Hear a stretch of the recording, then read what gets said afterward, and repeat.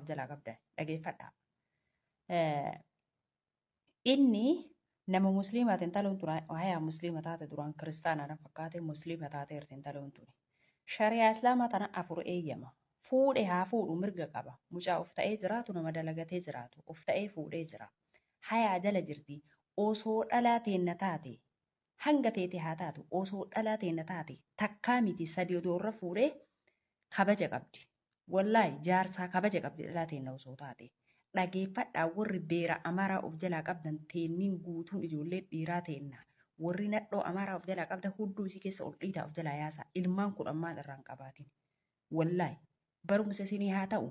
Tokkoon nama kennaa nama muraasa namni jaartii shunkurtii alaa bitee sapiraayis godhu. Isinii himna. Makiinaa miti bilbilaa miti shaashii gaarii sii bituu miti carqii gaarii sii bituu miti shunkurtii alaa bitee fidee fawwaaka gaarii alaa bitee fidee kudura magaarii alaa bitee fidee dhiirti teena jaartii sapiraayiziin godhu isinii himna. Mucaan sun jaartii namitti amaaraa tana yeroo baay'ee sapiraayiz godha.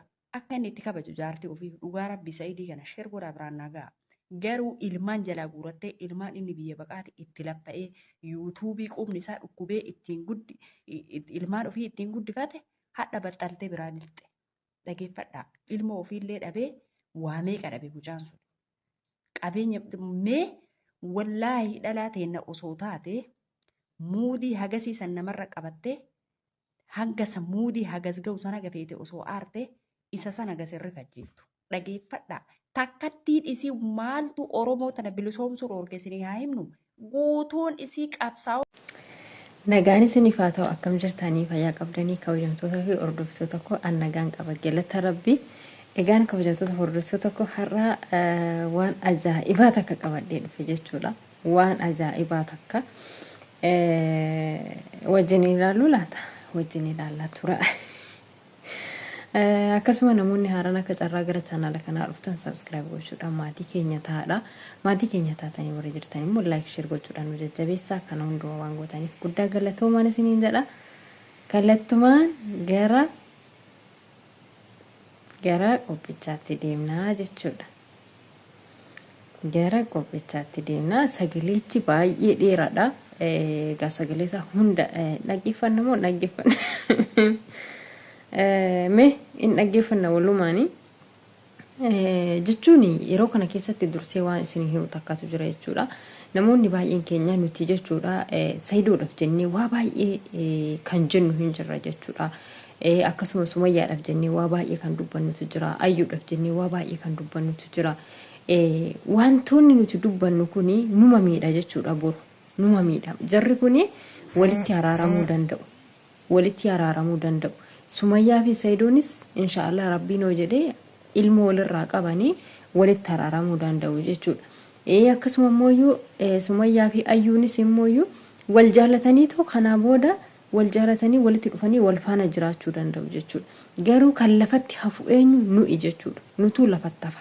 Nuyi warra jala deemnee waa meeqa jechaa jirru kana warra Sumayyaa jala deemnee waa meeqa shidhan jechaa jirru warra Ayyuu jala deemnee waa meeqa jechaanii jirru warra Sayidoo jala deemnee waa meeqa jechaanii jirru kan arrabsaa jirru akkasuma immoo isaaf waan nama isaaf oogu fakkaannee yookiin nama isaaf dubbatu fakkaannee raawwannee jara sana kan arrabsaa jirru nutu lafatti hafa jechuudha. Hundi keenyayyuu tokkoon keenya gara agarsiitti deemnee raawwannee waa meeqa kan jechaanii jirru kuni lafatti hafna jechuudha. Boru isaanumatiyyuu fira ta'a isaanumatiyyuu maatii ta'a jechuudha. Walitti isin galte gaafa wanna takka jennu gaafa wanna takka goonu of eegaa akka gorsaatitti jechuudha. Gaafa dubbannu waan tokko gaafa hojjennu akka gorsaatitti namaaf jechuudha. Akka gorsaatitti dubbachuudha malee nama arrabsuu hin qabnu jechuudha. Nama kamiyyuu maaf hin taane abbichi jaalannaan godhate jechuudha. Waan godhe sana waan ta'e sana hunda isaatiyyuu jaalannaan ta'e jechuudha.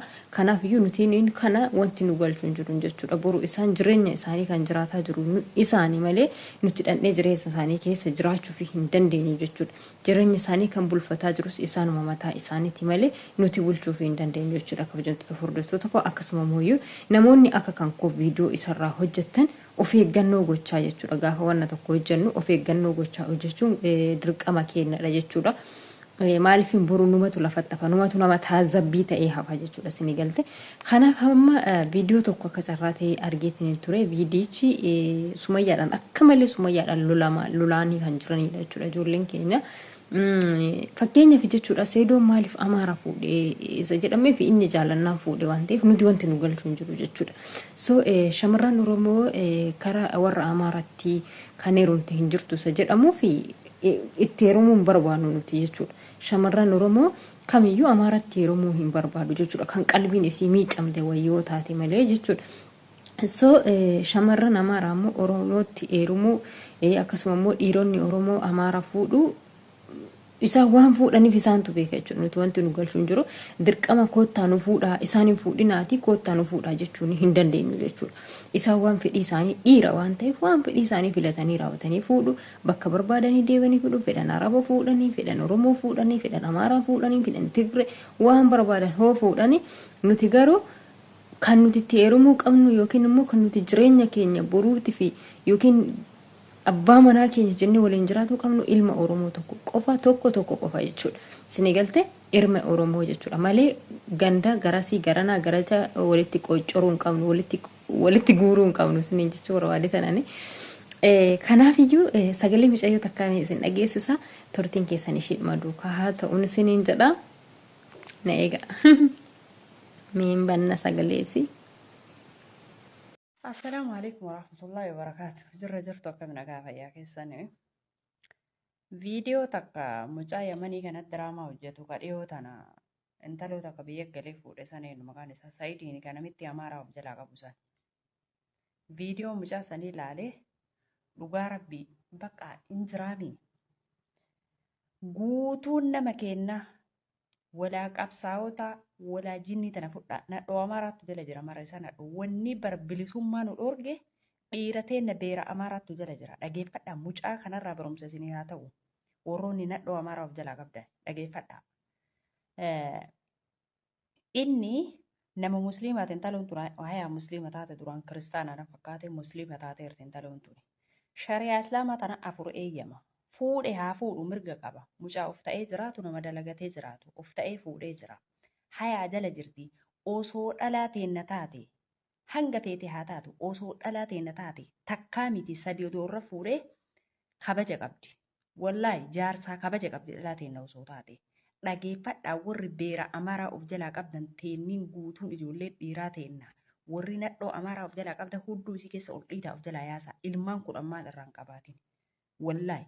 Barumsa isinii haa ta'u tokkoon nama kennaa nama muraasa namni jaartii shunkurtii alaa bitee sapiraayis godhu isinii himna makiinaa miti bilbilaa miti shaashii gaarii sii bituu miti carqii gaarii sii bituu miti shunkurtii alaa bitee fidee fawwaakaa gaarii alaa bitee fidee kudura magaarii alaa bitee fidee dhiirti teena jaartii sapiraayis hin godhu isinii himna mucaan sun jaartii namitti Amaaraa tana yeroo baay'ee sapiraayis godha.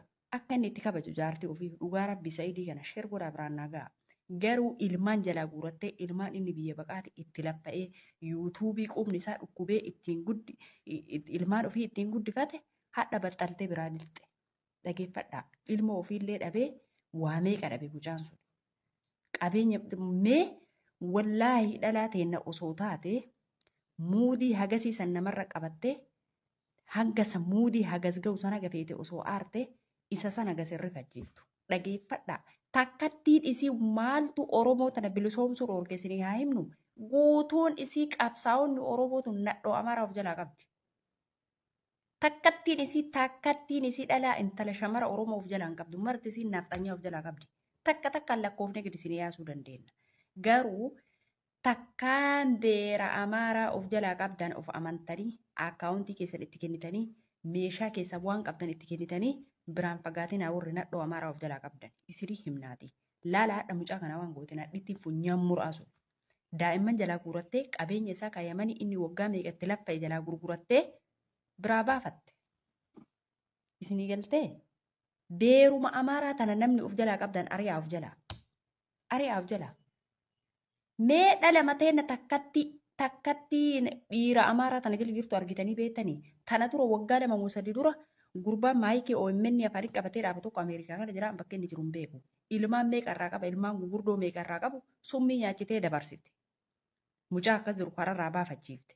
Isinii galaa hiyootii mucaa kanaa baafachiiftee dhabdee mana miti tu sapiraayizii dhufaa jira jaarsa kiyya maalii godha jettee qile isa darbitee irraa kutte waan isin ajaa'iburraa beeruma amaaraa tana of jalaa oofa. Mucaa tokko gisee tokko ollaa waliin galle biyyuma jiru tana ollaa waliin galle wallaahi mucaa kana dayyuusa gootee siin jedha dayyuusa gootee salaamu rabbi sirratti hin qara'uu namitti isa tarku namittiin amaara gondaree tokkoffaa gaafa kaanii maal gootee mucaan akkuma tasaa gadi bahee biraa qabame. Takkatti maamana hidhaa seenee jinni jaan kan jenne sa'aatii masan manatti kachi gootee wali gurguratte ganda warraatti galte waan isin ajaa'ibu keessaa.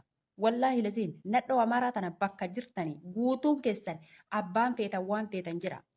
Wanni Oromoo teenya tana bilisummaa dhoorgee jireenya dhoorgee bakka mara bittinneesse guutuun isii beera naafxanyaa of jalaa qabdi. Takkattiin isii Oromoo of jalaa hin qabdu.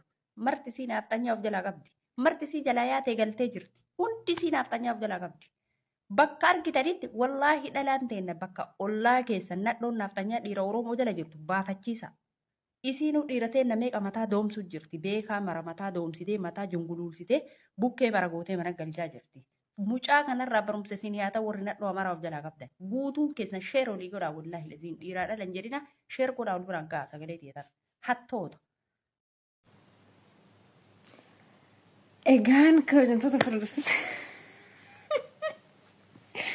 Akkasitti nukkee irraa kaasaa jirti jechuudha. Garuu bakka kanatti dhugaa dubbachuudhaaf yoo ta'e wantoota akkasitti dubbachuun nuuf hin malu maaliif inni jaallateeti kan fuudhe waan ta'eef fedha isaati nuti kan akkana jechuun nuuf hin malu jechuudha. So warroonni akkanatti miira kana keessa galtanii jirtanii miira kana keessaa ba'a jechuudha dhugaa dubbachuudha. Miira kana keessa hin galinaadha. Ani gara